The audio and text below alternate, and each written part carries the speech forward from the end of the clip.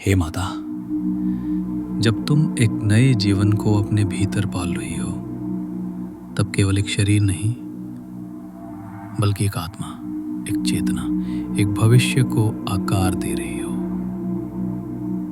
गर्भ केवल जैविक क्रिया नहीं, ये योग, ध्यान, प्रेम और तप का पवित्र संगम है।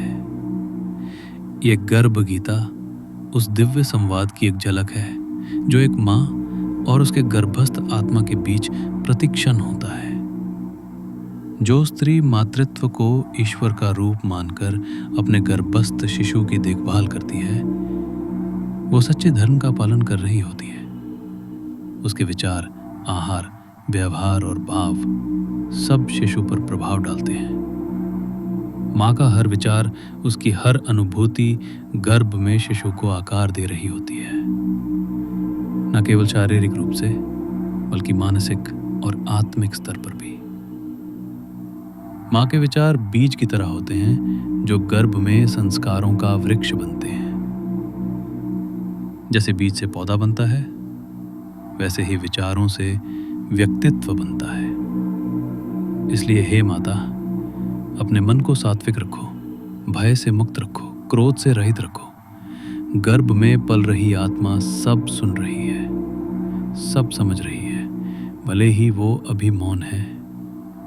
शिशु केवल हड्डियों और मांस का ढांचा नहीं है, वो एक अनंत आत्मा है जिसने तुम्हें माँ के रूप में चुना है।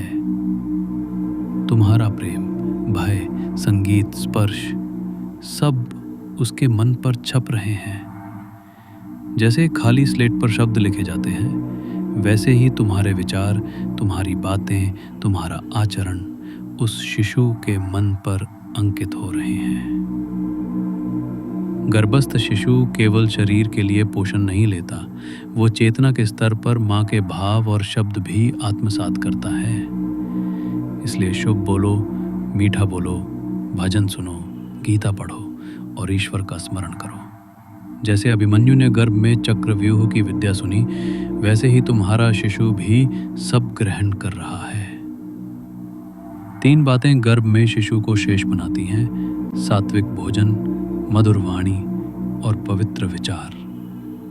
शरीर, मन और आत्मा तीनों का पोषण जरूरी है। संतुलित आहार, भरपूर नींद, तनाव मुक्त जीवन और रोज कुछ समय ध्यान, ये सब मिलकर बच्चे को एक सुंदर, स्वस्थ आत्मा बनाते हैं। हे माँ, चिंता मत